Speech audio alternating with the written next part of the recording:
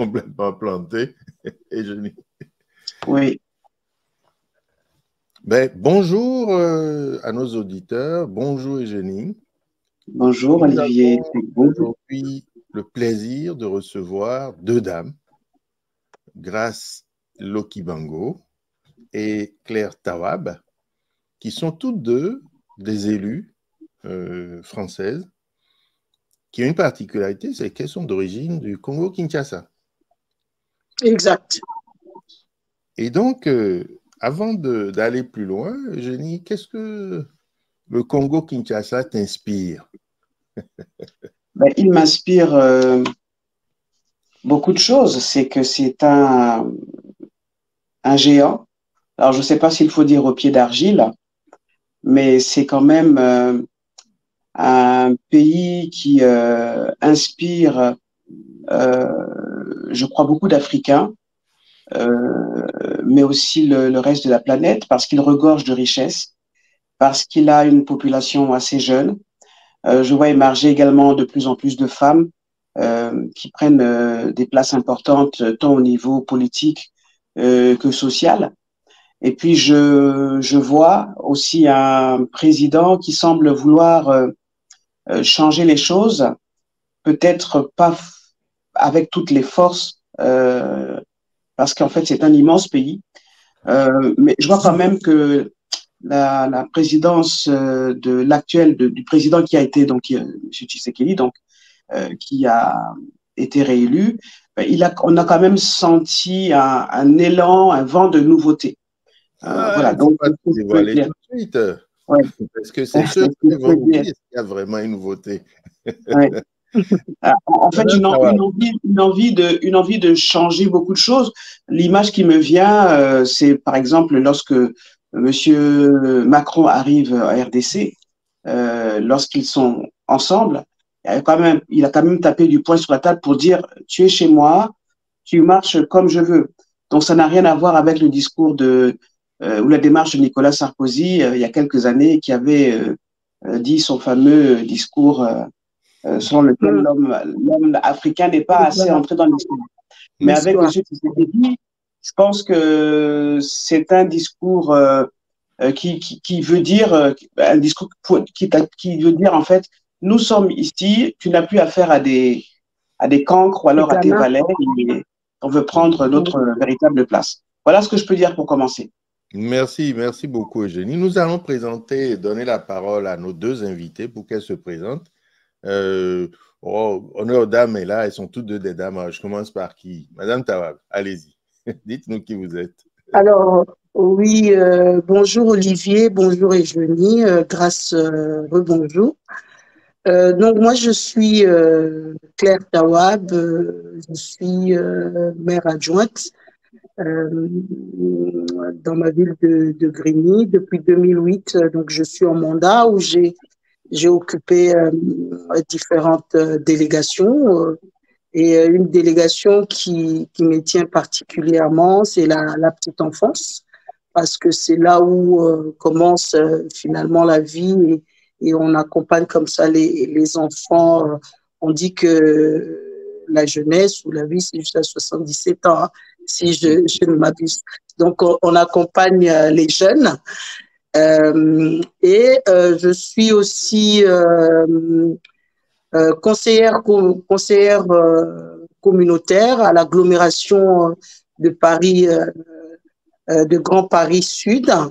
Et à ce titre où je pense que je suis là, c'est en tant que présidente de l'association CEFOC, en sigle. Et le CEFOC, c'est un collectif des élus français originaires de Congo-Kinshasa.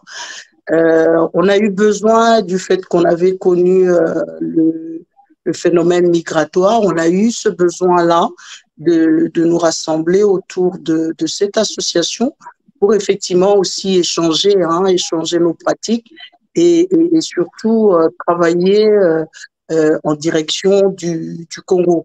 C'est-à-dire on s'est mis comme des ambassadeurs, être ce pont-là, ce relais entre notre origine, parce que je suis né et grandi à Kinshasa. Je suis arrivée en France à l'âge de 17 ans. Et donc, j'ai gardé des liens, des liens avec ce grand pays que Jenny a présenté tout à l'heure, et je m'inscris totalement à ce qu'elle venait de dire. Merci. Donc, Merci. voilà. Merci.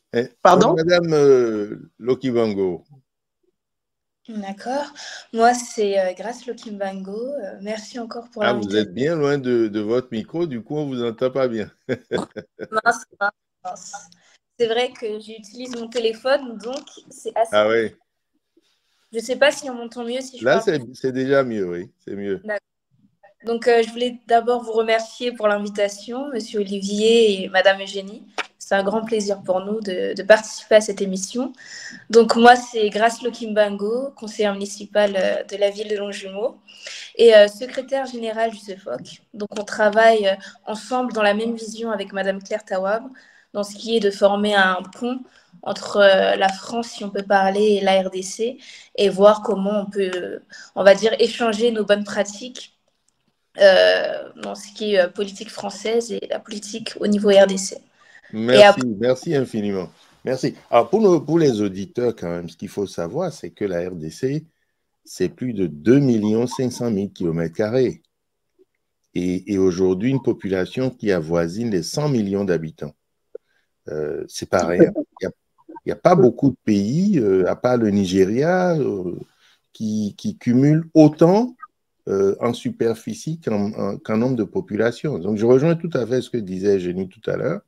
C'est un très grand pays avec quand même des enjeux qui sont extrêmement importants. Le premier enjeu, et parlant de ce qui vient de se passer en RDC, c'est déjà de pouvoir recenser les populations. D'après les statistiques que j'ai eues récemment, on est à moins de 20% de personnes identifiées, enregistrées avec une pièce d'identité au RDC. Est-ce que je me trompe, Madame Tawab?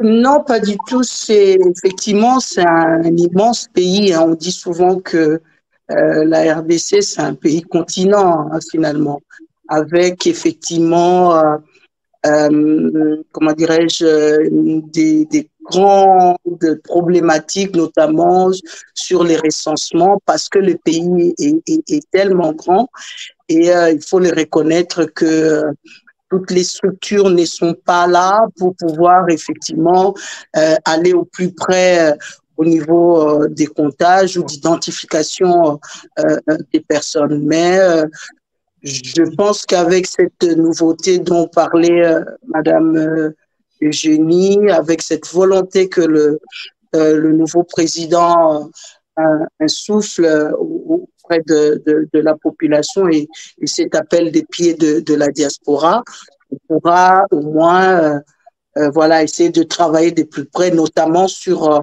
la question de carte d'identité, parce que il faut le dire, cette question pose problème. On a, d'après toujours les sources auxquelles je me suis abreuvé, bien sûr, avant le mandat de Félix Tshisekedi, le premier mandat, on était quand même moins de 10%, autour de 9% de personnes qui avaient une carte d'identité. Et aujourd'hui, on en est à peu près autour de 20%. C'est-à-dire que, comme disait Jenny, effectivement, il y a eu un progrès. Madame Lokibango. Oui, c'est ça. Il y a eu un énorme progrès qui a été fait lors du premier mandat de Monsieur Félix Tshisekedi. Ça a été mis en place aussi. On a pu avoir une discussion par rapport à ça avec le vice-ministre de la fonction publique, Monsieur Liaou, qui a fait un énorme travail au niveau des recensements de la population. Et des fonctionnaires. Et ça s'est passé concrètement, parce que votre relation avec les autorités, comment ça se passe? Vous avez apporté de l'expertise, vous avez apporté quoi en tant qu'élu ici par rapport à cette évolution? Vous avez été acteur, comme vous le dites là, mais quel est concrètement votre apport? Ça a été quoi?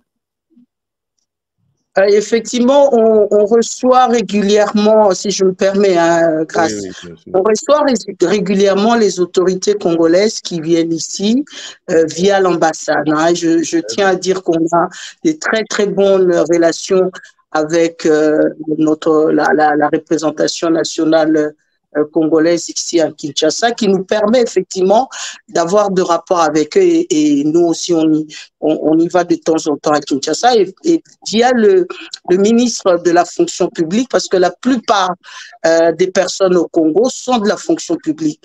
Et du fait qu'il y a eu ce travail-là de recoupement, les travaux de recensement au niveau de la fonction publique, ça a permis à donner des éléments assez probants à la CENI, qui est la commission pour recenser. Alors, on leur a donné des cartes d'électeurs qui, au jour d'aujourd'hui, fait office oui, fait office de carte d'identité. Mais comme vous l'avez dit, on ira en progression et effectivement, nous, avec l'expertise qu'on fait, on leur apporte un peu des pratiques d'ici où on demande même à ce qu'il y ait des personnes qui viennent en immersion au sein, par exemple, de nos collectivités respectives pour qu'on puisse les former. Par exemple. Voilà, l'état civil, pour qu'on puisse les former et voir comment est-ce que justement on va déployer ce dispositif-là, dans tous les pays. D'accord. Donc, vous avez d'abord donc commencé par recenser les cadres de l'administration, les fonctionnaires d'État. En faisant ce recensement, ils ont pu avoir une carte d'identité, une carte d'électeur et une sorte de carte d'identité, en gros, qui a permis petit à petit de répandre cette bonne pratique au niveau de la population et de la CENI. Parce que un des enjeux quand même de cette élection qui vient d'être sanctionnée par la victoire du chef de l'État reconduit, c'est quand même la difficulté que la CENI a eue d'avoir une base électorale, une liste électorale non contestée. Et Jenny? Oui, c'est vrai. Alors moi, je n'ai pas la maîtrise de tous les parcours ou les procédures, mais c'est vrai de ce que nous constatons. S'il y a quelque chose à saluer, c'est que déjà les élections ont eu lieu. Et j'aime à dire que dans toutes les élections, dans tous les pays du monde, il y a parfois des contestations, il y a toujours aussi parfois des difficultés. Nous l'avons même vécu dans le cadre d'un grand pays comme les États-Unis lors des élections présidentielles. Bon, on va pas comparer les choses, mais bon, il y a une réalité qui est là, qui font qu'il y a toujours des difficultés. Mais moi, j'aime à souligner en tout cas l'aspect démocratique des choses où les élections ont pu avoir lieu et que effectivement l'homme congolais a eu comment dirais-je, a pu pouvoir voter à son âme et conscience et choisir déjà le président de la République, ensuite les représentants du peuple au niveau de la législation, et là on attend les résultats pour les élections municipales, qui est d'ailleurs une première en RDC. Pour que les gens comprennent bien, il y a eu combien? 4 élections qui ont été faites en même temps, c'est ça, hein? C'est ça, il y a eu... Oui, il y a 3. Allez-y, Grâce. C'est ça, donc je disais, il y a eu les élections présidentielles, les élections pour les députés au niveau national et provincial, et les conseillers municipaux.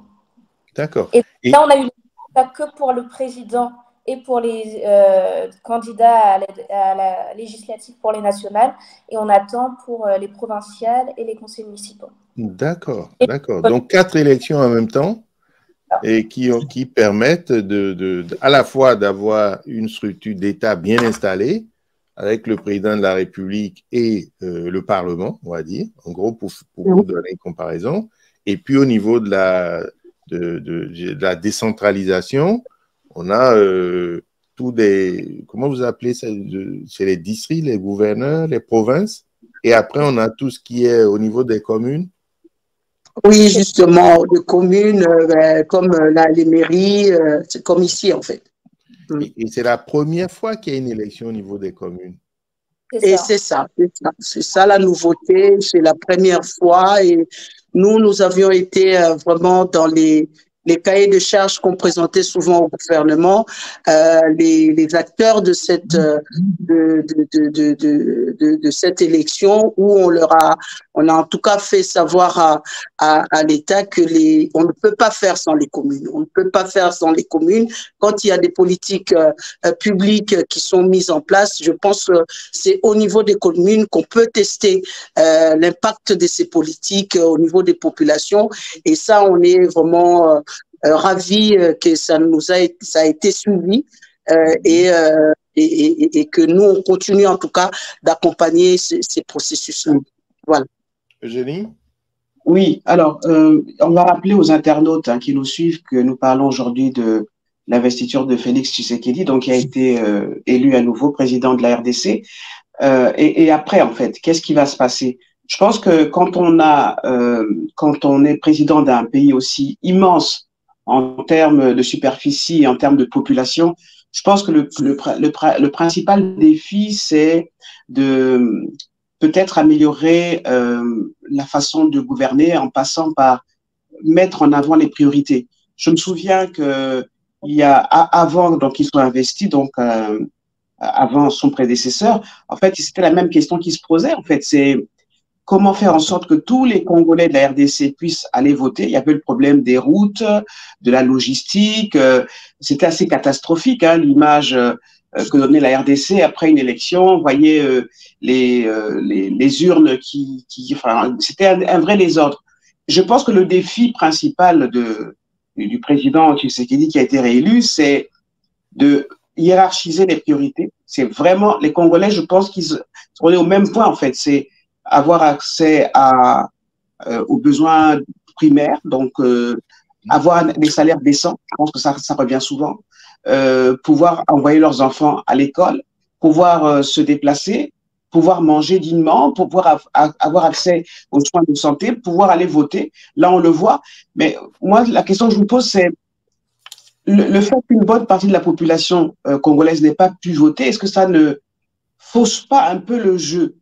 Même si c'est vrai qu'il y a une avancée, les Congolais peuvent voter, mais le fait qu'une grande partie ne peuvent pas voter, n'ont pas pu voter, est-ce que ça ne fausse pas un peu le jeu, en fait? Et même par rapport aux autres candidats, il y en a eu plusieurs quand même. Qu'est-ce que vous en pensez? Alors, sur cet aspect des choses, il y a bien des raisons pourquoi une grande partie dont vous parlez n'a pas pu voter.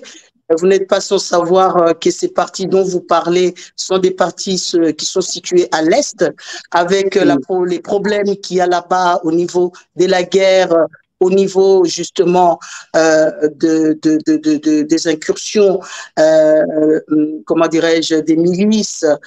Ça fait que ça crée de l'insécurité.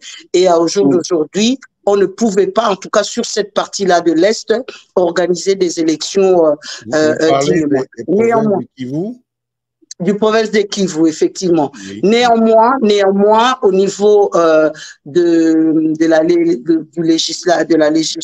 législative, on a bien noté que ces places-là, notamment pour ces députés ou des députés, des personnes qui devaient en tout cas pourvoir à ces places-là, ont été gelées. Après, effectivement, oui. On en a parlé tout à l'heure, que le pays est immense. Le pays est immense.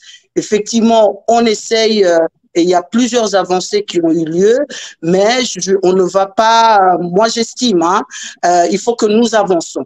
Il faut que nous avançons parce que la priorité au jour d'aujourd'hui aussi, c'est tous ces identifications institutionnelles qui doivent être mises en place parce que c'est ce qui manque beaucoup dans notre pays. C'est vraiment l'identification des institutions qui doivent effectivement conduire toutes les politiques publiques qui vont effectivement répondre à ces besoins-là primaires de la population et surtout mettre en place ces priorités dont vous avez parlé. Alors, expliquez-nous, comment ça se fait que les citoyens congolais ne peuvent pas avoir une carte d'identité? Comment expliquer ça? Alors, c'est quoi le problème?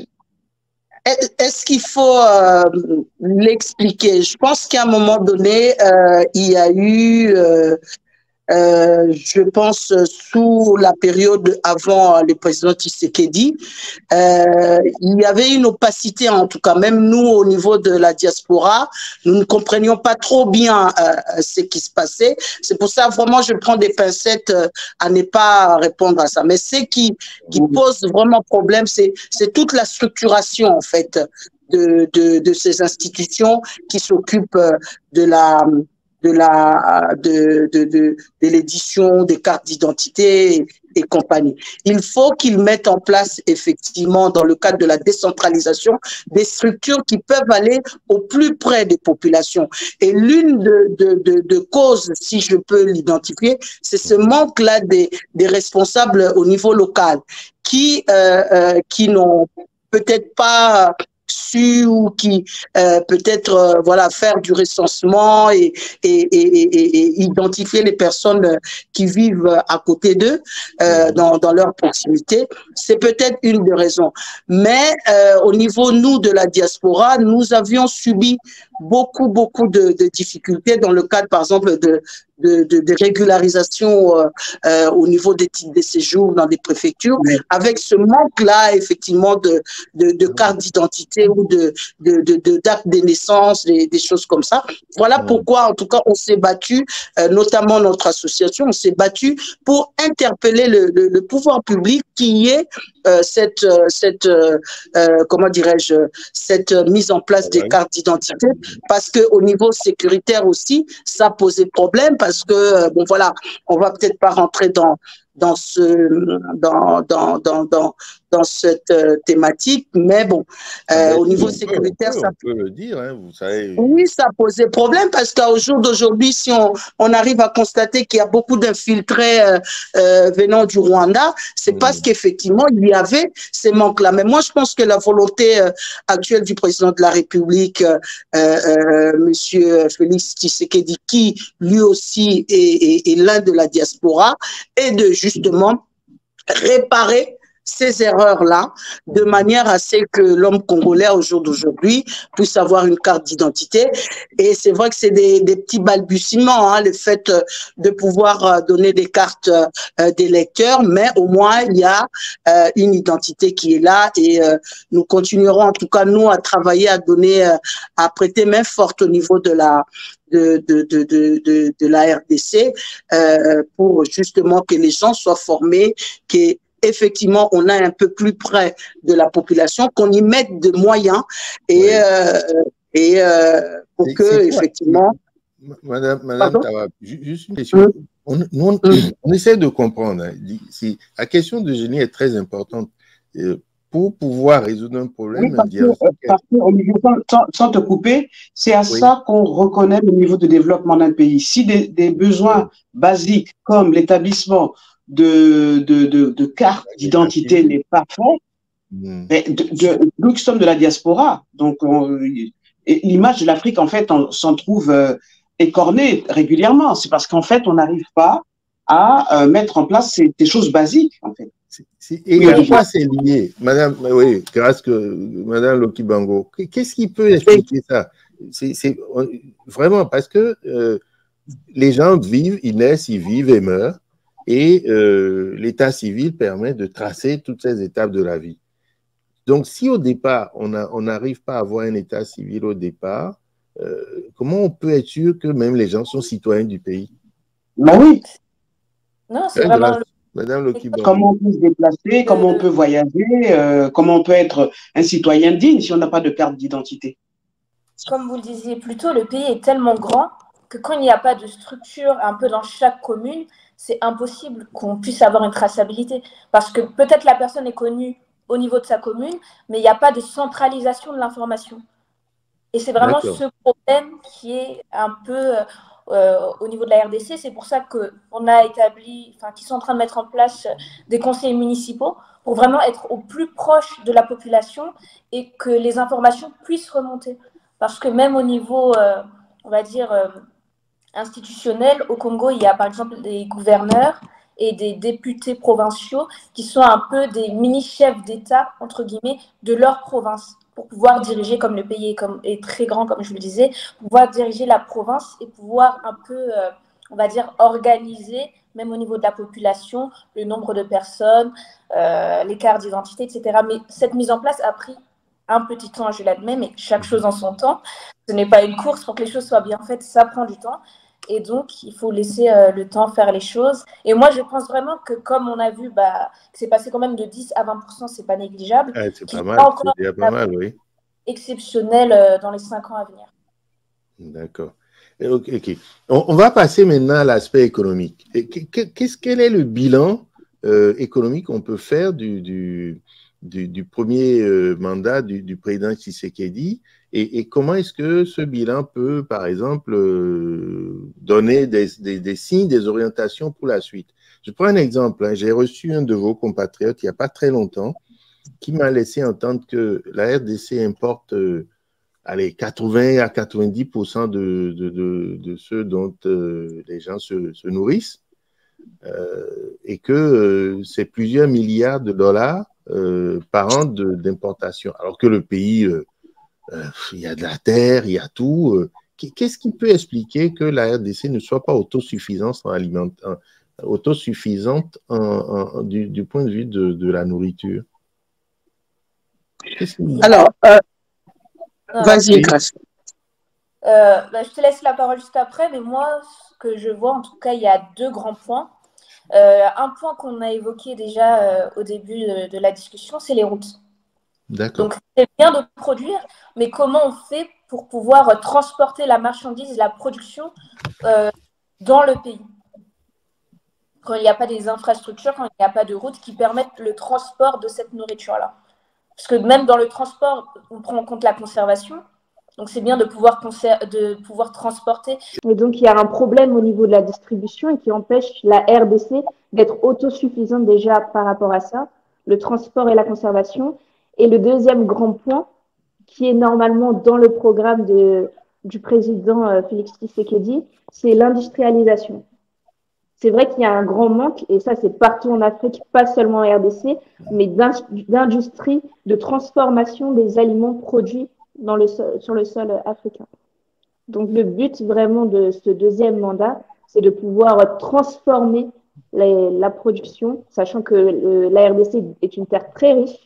Extrêmement riche. Extrêmement riche, que ce soit en minerais, en matières premières, comme en alimentation, en agriculture. Donc là, on voit vraiment même un phénomène de développement de tout ce qui est agriculture. Il y a de plus en plus de personnes qui s'engagent dans ces chemins-là. Donc, vraiment avoir, on sait que ça ne sera pas une autosuffisance totale, mais je pense que c'est ces points-là qui sont vraiment à travailler pour pouvoir arriver à une certaine... Parce qu'une des forces, quand même, quand on a 100 millions d'habitants, c'est qu'on a un marché intérieur énorme.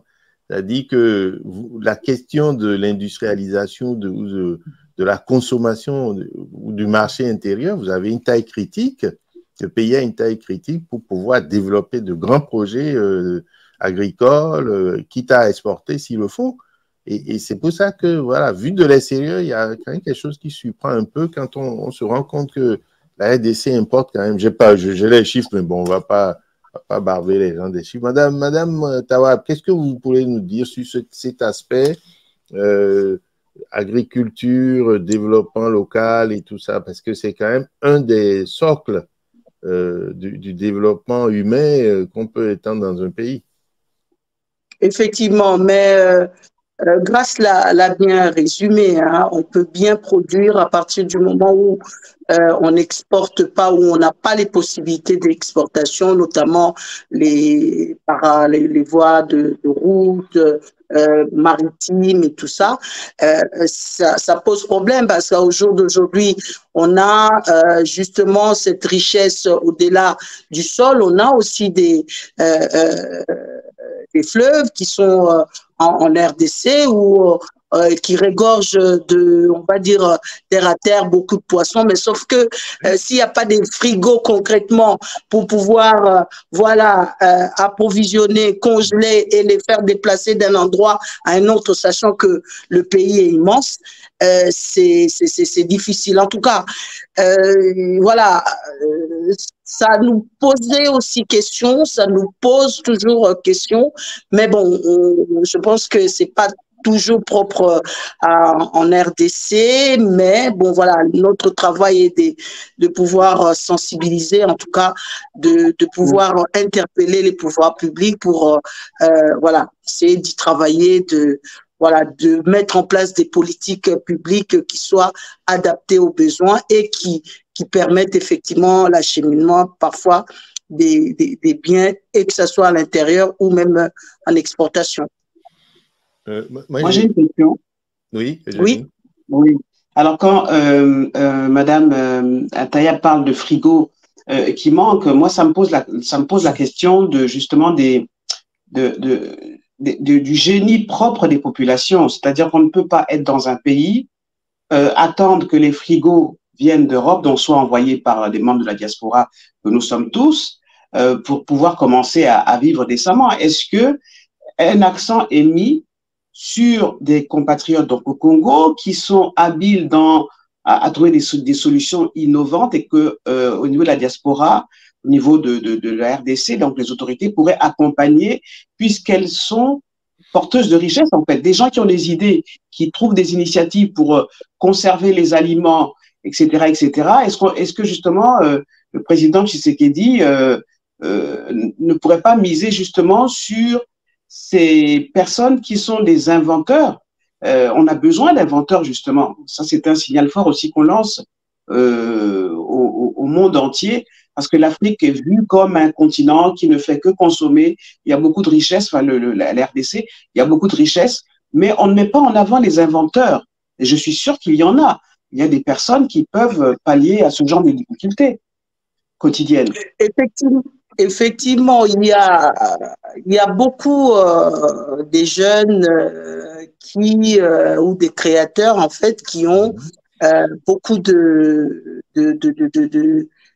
alors, peut-être pas me répéter, il y a beaucoup d'innovations qui se font, sauf que il y a une réalité quand même sur terrain qui fait que ils ont des difficultés à pouvoir s'implanter.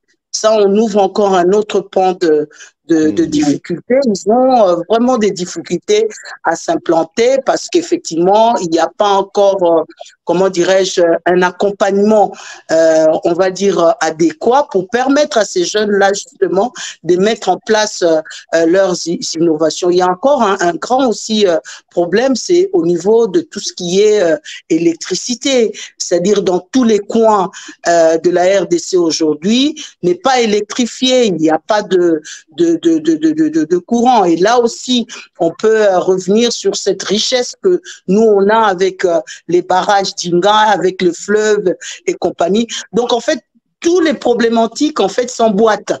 C'est-à-dire on ouvre un pan et on constate que effectivement il manque de ceci, il manque de cela pour arriver à une solution. Moi je pense et c'est là le but même de parfois de nos échanges, de nos discussions, pour vraiment mettre des accents sur ces genres de points pour interpeller le pouvoir public de manière à ce que ils améliorent aussi cet accueil-là qu'ils peuvent donner à la diaspora, aux jeunes inventeurs, aux même les personnes en place qui peuvent avoir des idées de conservation. Quand je parle du frigo, je suis sur un aspect, on va dire, par exemple, de poissons frais, mais sur l'aspect même culturel où on parle, je pense on est au même niveau d'information. Aussi, on parle de poissons boucanés, on parle de poissons séchés.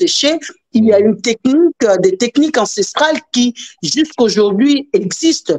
Mais le problème, c'est que les mamans ou les pêcheurs, ils peuvent aller pêcher autant de poissons qu'ils veulent, avoir des quantités qu'ils veulent, s'ils n'ont pas de route adéquate pour acheminer ces poissons-là, et surtout s'ils ne se mettent pas à commercer avec les pays voisins, avec les villages voisins, ça pose un problème. Donc, il faut qu'on continue, mais vraiment à interpeller le pouvoir public dans ce sens-là.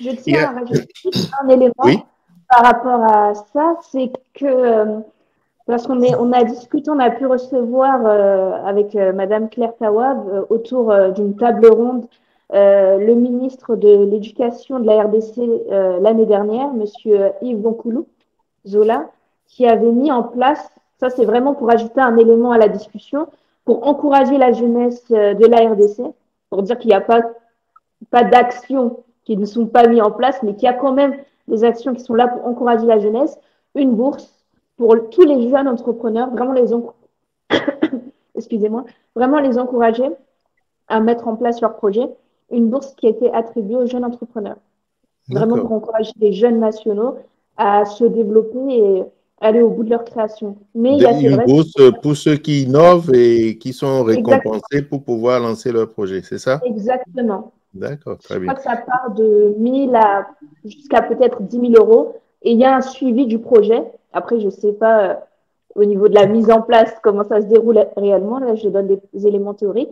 Mais il y a un suivi du projet qui est effectué au niveau des entrepreneurs pour savoir si le projet aboutit ou pas, si l'entreprise est florissante ou pas. Donc, il y a vraiment, et je pense que c'est dans la plupart des pays, les présidents qui veulent vraiment stimuler et pousser les jeunes générations à innover et à se lancer. Il y a vraiment un encouragement qui est donné à la jeune population.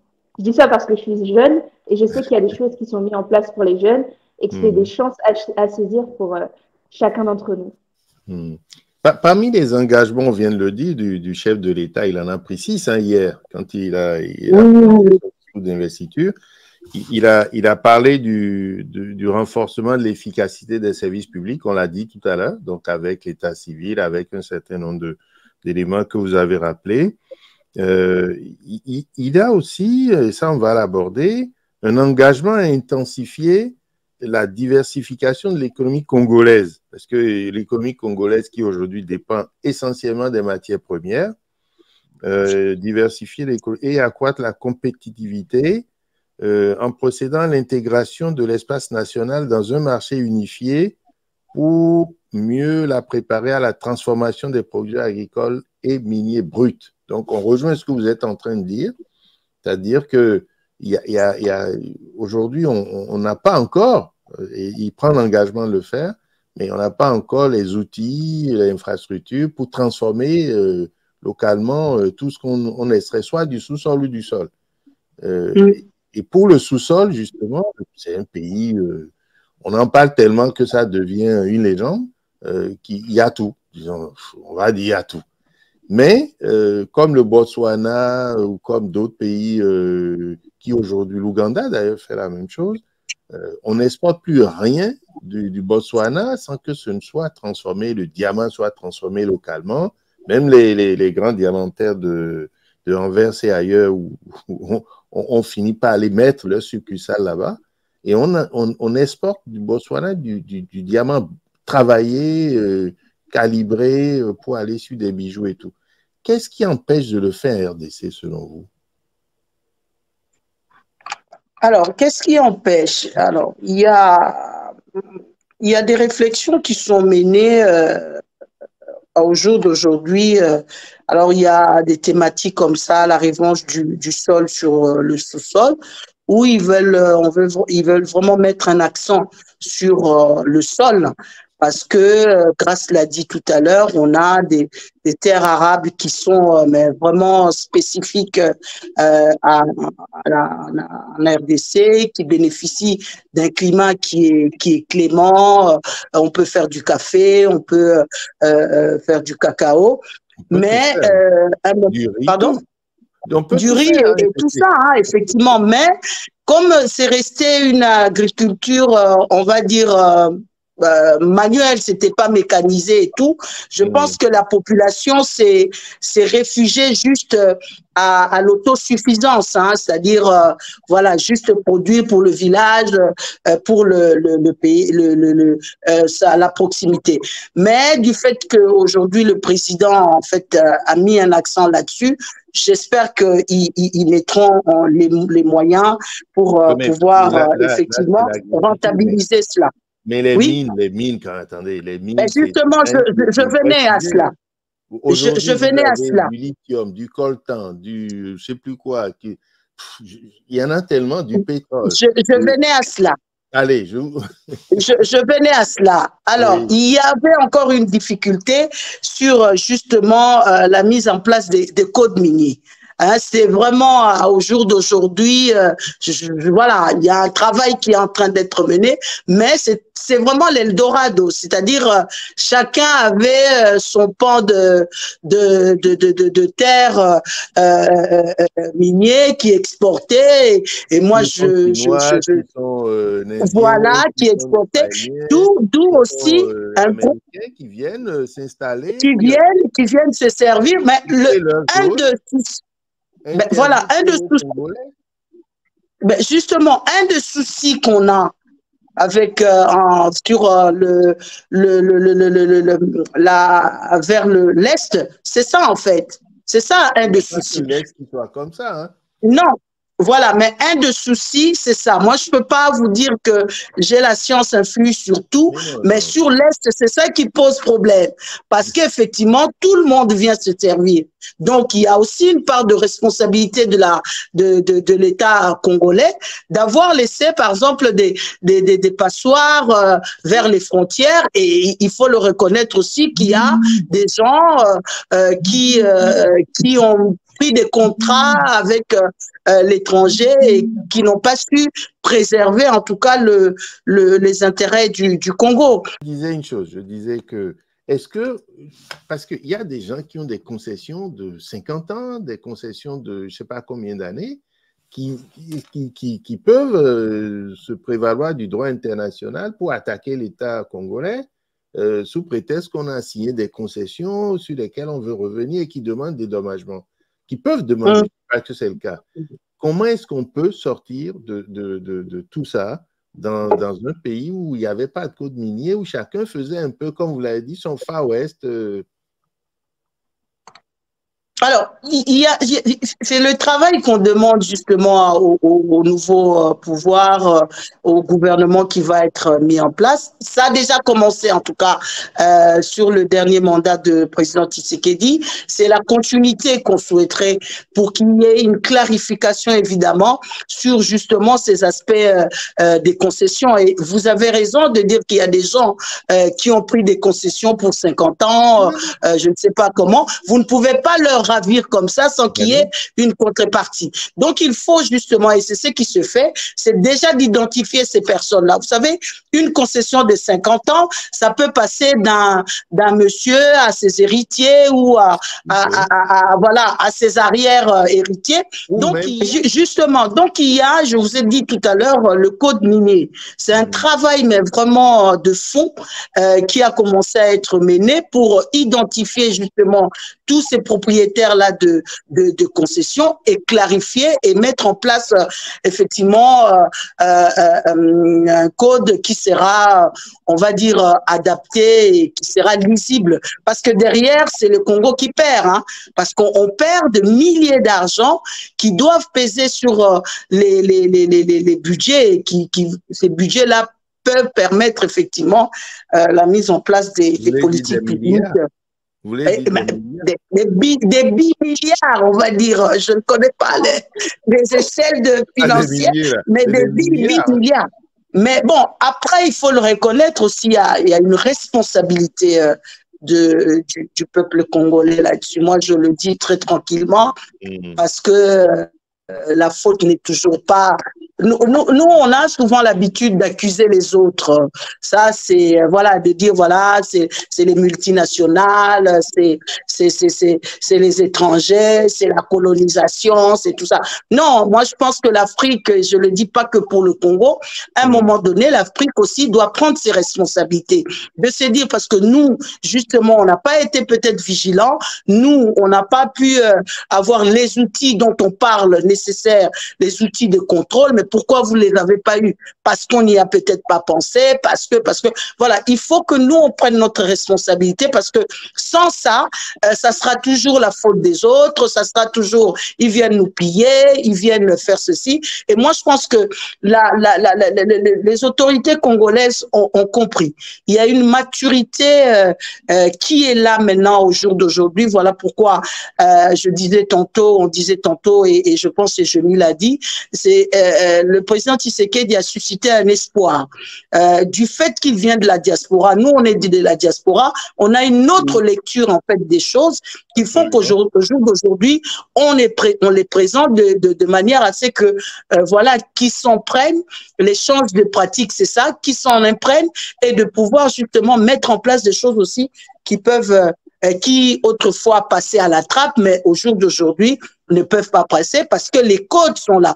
Et ce qui est paradoxal, c'est que ces codes-là, ce sont, entre guillemets, l'Occident qui l'a mis en place et sans peut-être l'accord des Congos, des Africains. Maintenant, il faut renverser la vapeur, de dire vous ne pouvez pas faire sans nous et que nous, on s'impose aussi. Nous, je pense, je parle en Afrique, nous devons nous imposer et mettre en place le système de gagnant-gagnant. Sans ça, on sera toujours là à accuser les autres. On va aborder le dernier point de notre entretien. Eugénie, oui. Le président s'est engagé aussi à assurer l'efficacité de la sécurité pour tous.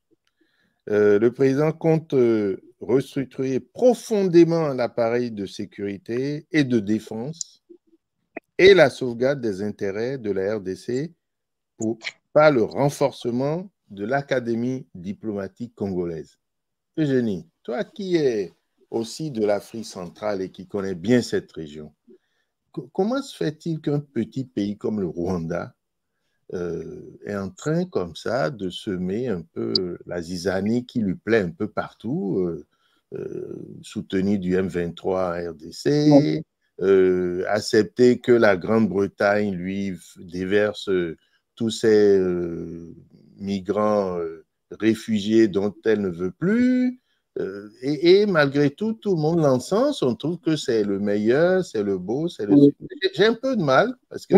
Je pense que M. Tshisekedi a ceci de particulier, en tout cas son premier mandat, c'est qu'il a quand même osé... en fait, le président du Rwanda était vu par les Occidentaux comme un bon président. Il bénéficie d'une certaine aura, notamment du côté des Occidentaux, les États-Unis. Et il a réussi, M. Tshisekedi, en dénonçant justement ce qui se passe dans l'est de la RDC, en dénonçant la mainmise du Rwanda sur cette région de la RDC, il a mis en lumière le côté sombre, en fait, de monsieur Paul Kagame. Je pense que ça, c'est un bon point. Il a dit, il y a un problème, on a un vrai problème, il faut vraiment que vous ouvriez les yeux sur ce personnage. Je pense que c'est quelque chose qui est important. En même temps, c'est pas facile. Je pense qu'il était aussi dans une démarche on va pas forcément toujours accuser le Rwanda, qui peut être un partenaire, donc il faut pouvoir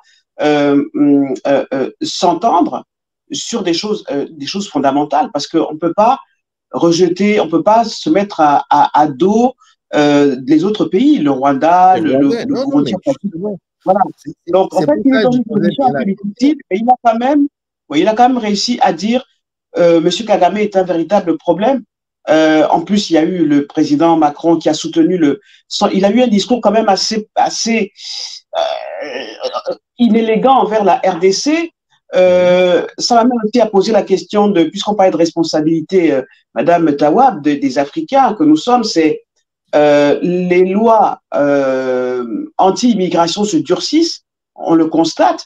Donc, tout ça, ça nous met face à nos responsabilités. C'est-à-dire que comment les Africains, les Congolais, la diaspora, quel message dire à ceux qui sont restés en Afrique, qui veulent venir ici, quel message doit donner M. Tshisekedi, donc aussi bien aux autorités occidentales qu'aux envahisseurs, en fait, qu'à l'envahisseur rwandais. Donc, c'est une question vraiment assez sensible, assez difficile, mais je pense que nous avons notre part à jouer, nous avons notre rôle à jouer. Il y a un discours à mettre en place, il y a une sensibilisation à faire, aussi bien à nous qui sommes ici, mais aussi à ceux qui sont sur le continent, notamment à RDC. Voilà, donc j'ai un peu résumé en gros ta question.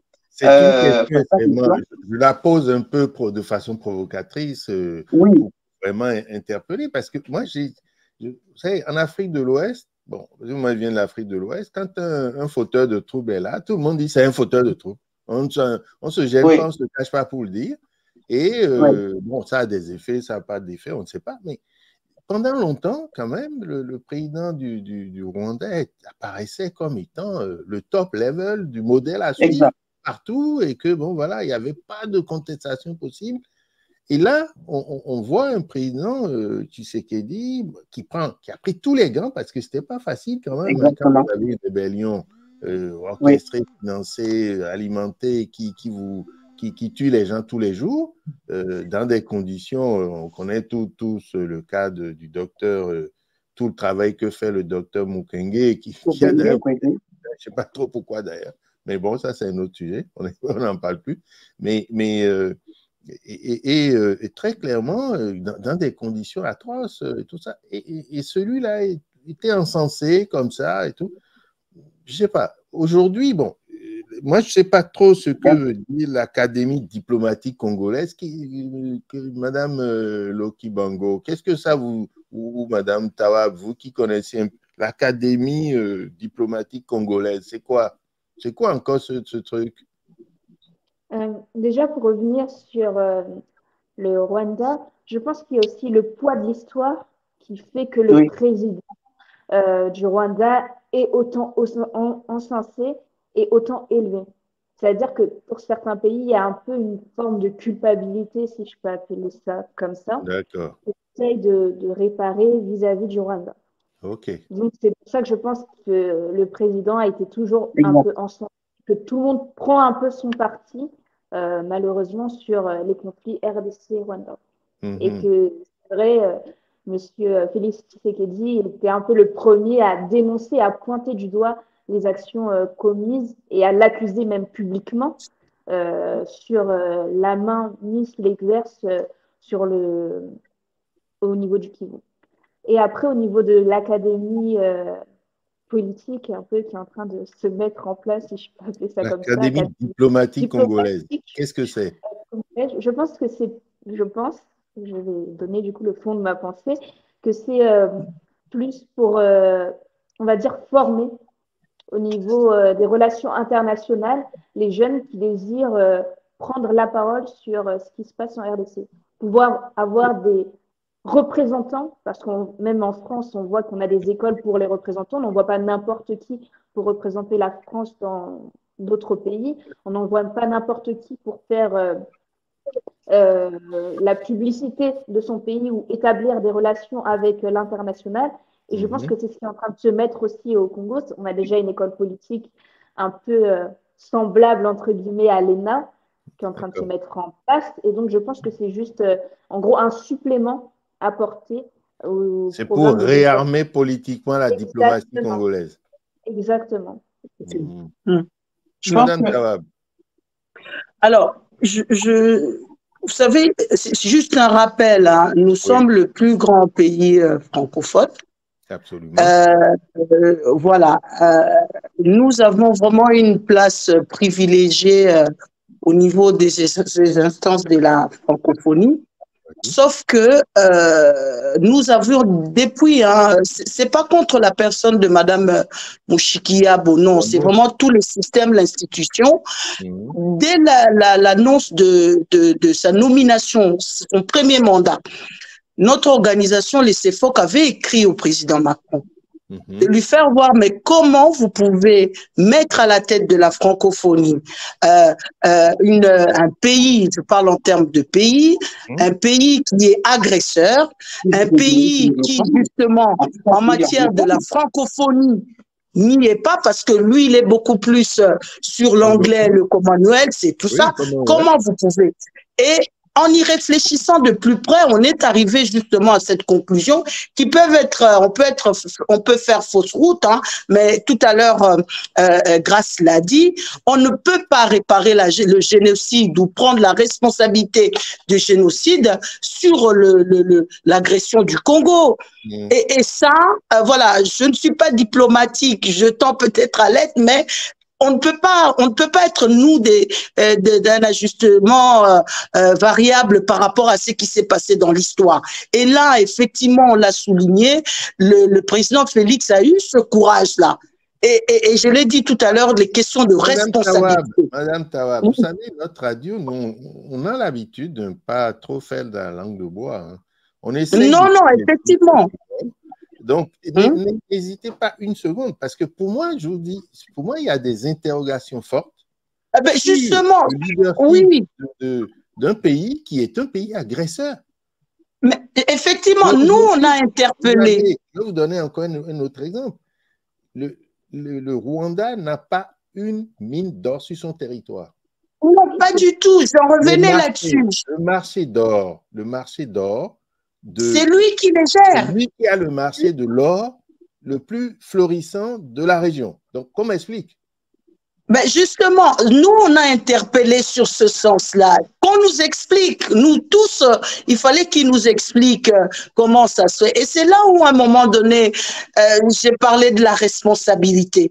C'est-à-dire, on peut pas rester, on peut pas continuer comme ça à se faire marcher sur les pieds, où moi je vous dis, il y a des victimes innocentes qui sont en train de périr chaque jour, et le docteur Mukwege est mieux placé pour en parler par rapport à cela. Et la diaspora est mobilisée. À chaque fois, on fait des courriers au niveau du ministère des Affaires étrangères. Regardez ce qui se passe. Regardez au plus près. L'agresseur, c'est le Rwanda. C'est lui qui est en train de piller. C'est lui qui est en train d'exporter. Alors que vous venez de le dire, ils sont intelligents d'aller prospecter les terres du Rwanda où ils ne trouveront aucun minerai. Alors que c'est lui qui a maintenant la place financière pour négocier des matières premières et tout ça. Là, vraiment, hein, pour peut-être ne pas monopoliser la parole, le président Tshisekedi, alors, il l'a dit, peu importe l'interprétation, mais vous avez vu, et Madame Dieki l'a dit tout à l'heure, le passage de Monsieur Macron à Kinshasa, ce n'était pas un voyage du Tintin au Congo, non, c'était pas ça. Hein. C'était vraiment pour clarifier les choses. Il y avait une crainte lors de ce voyage pour que la population congolaise puisse, se manifester bruyamment. Mais on est quand même, en tout cas le Congolais, c'est un peuple hospitalier.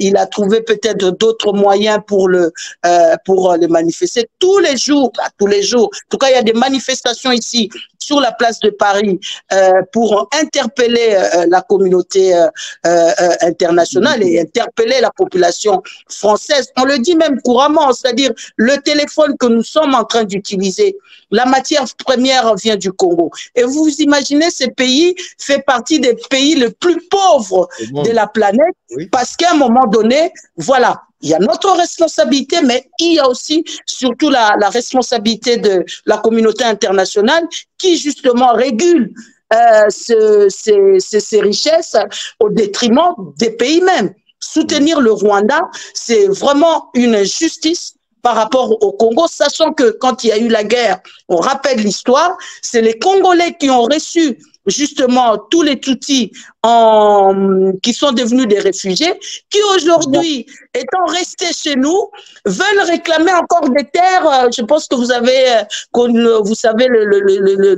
la situation des Banamulenge, qui fait maintenant. Je ne connais pas, mais oui, les Banamulenge. Voilà, qui veulent récupérer des terres.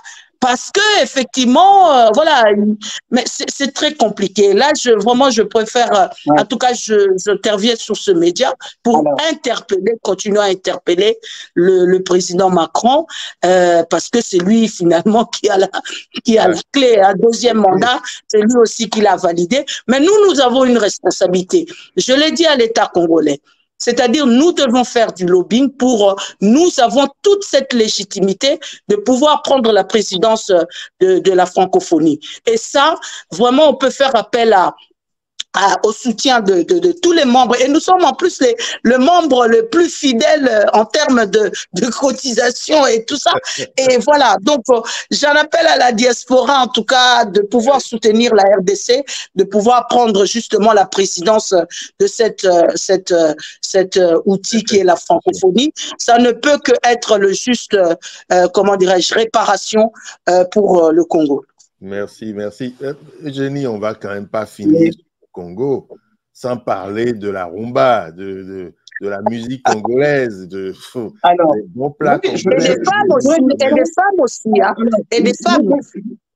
Alors, le Congo, la RDC est reconnue comme quand même un immense patrimoine musical qui a créé un style, une façon de chanter, de danser. Enfin, on a des stars congolaises comme Fally Ipupa, que d'ailleurs M. Macron n'a pas hésité à inviter, un peu comme un pied de nez aux autorités congolaises. Mais moi, au-delà de ça, parce que ça, on sait que le Congo, c'est la terre de la rumba, il y a quand même des signaux positifs que donne à voir la RDC. Derrière ces mots qu'on dit souvent, c'est un pays pauvre, très riche.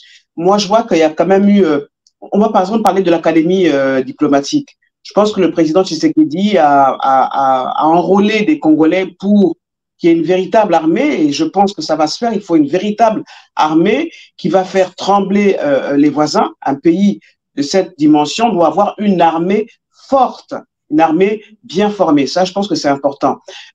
Concernant les violences dans le Sud Kivu, je pense qu'il y a une dialectique, un discours qu'il faut changer aussi. C'est que même s'il y a des femmes qui sont violées en RDC, dans cette région-là, et on le déplore, il y a quand même des personnalités comme Denis Mukwege qui réparent les femmes. Mais le fait de réparer les femmes, ça fait que ces femmes-là s'auto-réparent. J'ai entendu un pasteur bien connu qui allait visiter ces femmes en RDC.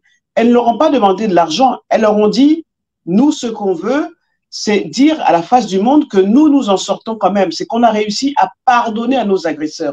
Il y a beaucoup de femmes victimes d'agressions, de viols en fait, hein, et qui sont même à la suite des viols, elles portent des enfants de leurs violeurs et qui arrivent à changer la donne, à inverser les choses, à dire, bah, écoutez, c'est un mal, ok, mais je ne vais pas me laisser abattre par ce mal-là. Et puis, qu'est-ce que je peux dire? Au sujet de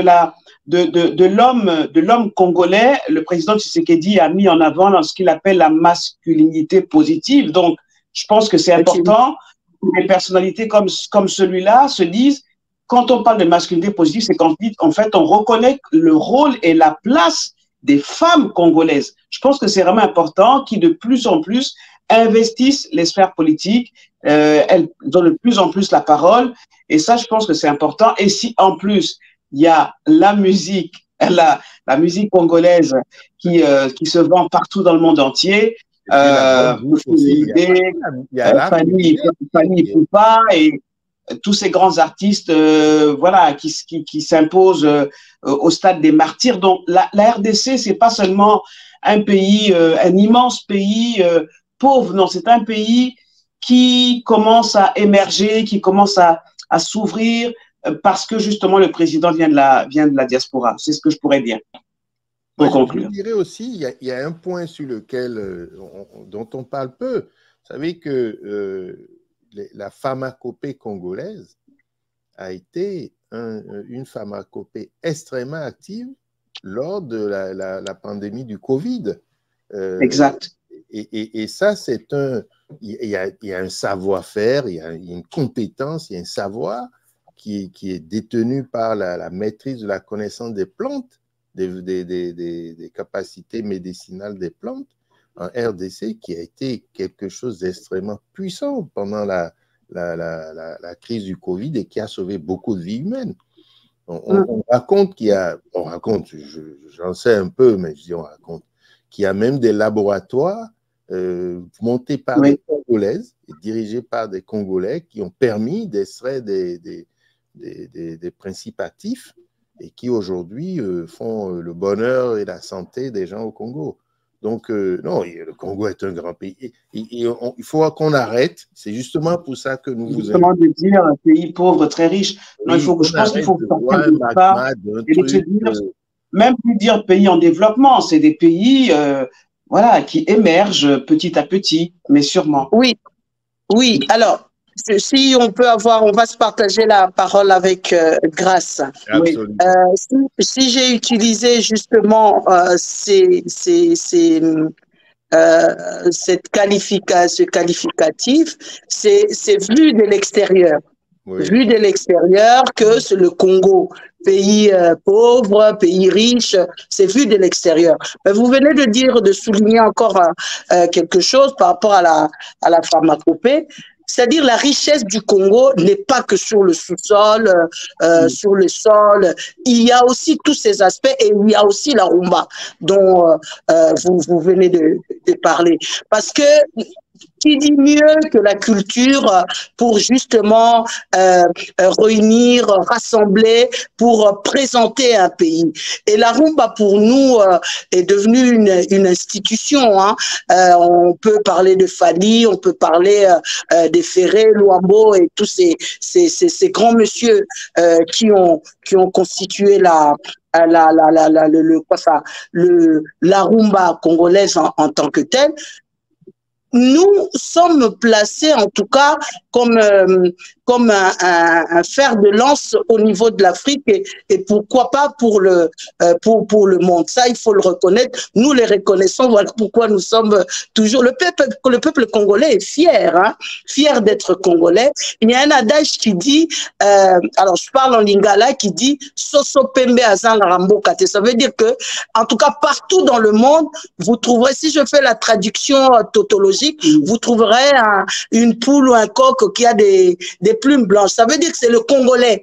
Il est partout, il est fier de son pays, il est, malgré l'adversité, mais il a envie comme ça de s'en sortir. Et le président Tshisekedi a suscité mais vraiment un grand espoir qui continue à être aujourd'hui par rapport aux jeunes. Là, je laisserai peut-être Grâce parler de la femme qui, au jour d'aujourd'hui, est courageuse. La femme congolaise est courageuse. La femme congolaise, c'est une actrice majeure du développement au Congo. Grâce. Grâce, nous vous écoutons. Vous avez le mot de la fin quasiment. Voilà. C'est beau. Donc, pour revenir sur tout ce qui a été dit, c'est que c'est vrai que la rumba maintenant est même un patrimoine qui a été reconnu à l'UNESCO. Et c'est pas seulement de la musique, comme on le dit, c'est un mode de vie, c'est un mode de pensée.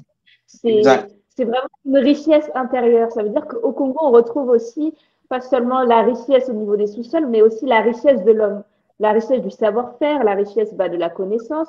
Vous parlez au niveau de la pharmacopée, c'est-à-dire le fait de savoir utiliser les plantes, l'environnement qui nous entoure. C'est vrai que c'est un pays très spirituel, le Congo. Et je pense que c'est un pays, partout en Afrique, c'est des terres spirituelles. Et j'aimerais même revenir sur une phrase de Frantz Fanon qui avait même été prononcée lors d'un discours de Mobutu, qui disait l'Afrique a la forme d'un revolver, d'où la gâchette est au Congo. C'est-à-dire qu'on impulse, on impulse, je vante le pays, le pays de mes parents, on impulse les choses. Et au niveau de la jeunesse, la masculinité positive, j'ai eu la chance de participer d'ailleurs à la conférence 2250 des Nations Unies qui pousse les jeunes à s'engager, à prendre part à la politique, à prendre la place même dans la société. Et on parlait d'ailleurs lors de cette conférence de la masculinité positive, parce que c'est vrai que le Congo, du royaume Congo, était un royaume matrilinéal. Ça veut dire que les femmes avaient de la place, je ne dis pas matriarcal, mais vraiment matrilinéal, parce que c'est les femmes qui avaient la place et qui organisaient un peu la société. Donc, ce n'est pas seulement le foyer, mais c'est vraiment la société en général. On lui donnait vraiment sa place en tant que femme. Et ce qui est mis en place maintenant au Congo, c'est d'apprendre aux hommes que la place de la femme, ce n'est pas seulement dans la cuisine, comme les jeunes le disent, mais vraiment qu'elle a une place grande et forte dans la société et dans l'organisation de la société. Et donc ça, c'est vraiment important de le comprendre et de le savoir. De savoir que, parce que vu de l'extérieur, des fois, on se dit que les Africains sont un peu machos, machisme, Ouais, mais c'est pour justifier de nous importer des idées qu'on ne veut pas, c'est tout. Donc, exactement. Alors qu'au niveau de l'histoire, au niveau de l'organisation même de la société, c'est pas du tout le cas.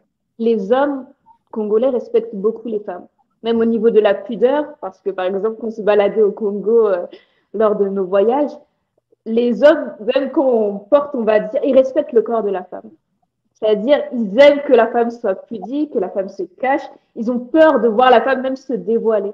Et il n'y a pas beaucoup d'histoires de viol ou de choses comme ça au Congo, à part dans les zones de guerre. C'est vraiment, il y a ce respect-là qui est fort au Congo.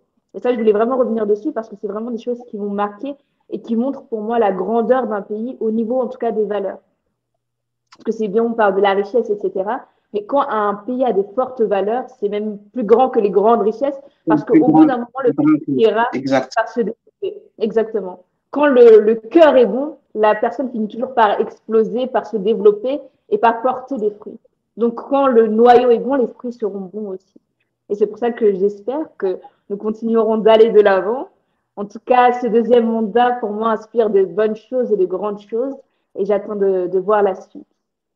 Ben merci infiniment. C'est suite à un note d'espoir, Jenny, que nous allons prendre congé de nos invités. Oui, Olivier, c'est bien de rappeler que nous avons organisé une semaine spéciale Congo l'année dernière et que ce serait bien que les internautes puissent aller y jeter un coup d'œil parce qu'on a vraiment mis en avant tous les talents et à tous les niveaux de la société congolaise, de la RDC. Ça s'est passé sur l'Afrique d'une seule voix. C'était l'année dernière. Donc, vous pouvez retrouver ces émissions sur notre chaîne.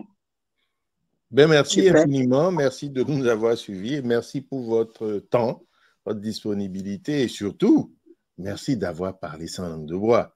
Parce que moi, j'avoue que quand je fais ces émissions avec Eugénie, ce qui nous passionne, c'est de dire les choses, de prendre le temps et d'aller de l'avant pour le développement du continent, le développement de la diaspora, que la diaspora trouve sa place, que la diaspora s'implique, s'installe là où elle est déjà et soit des vecteurs de développement pour les pays d'où ils sont venus.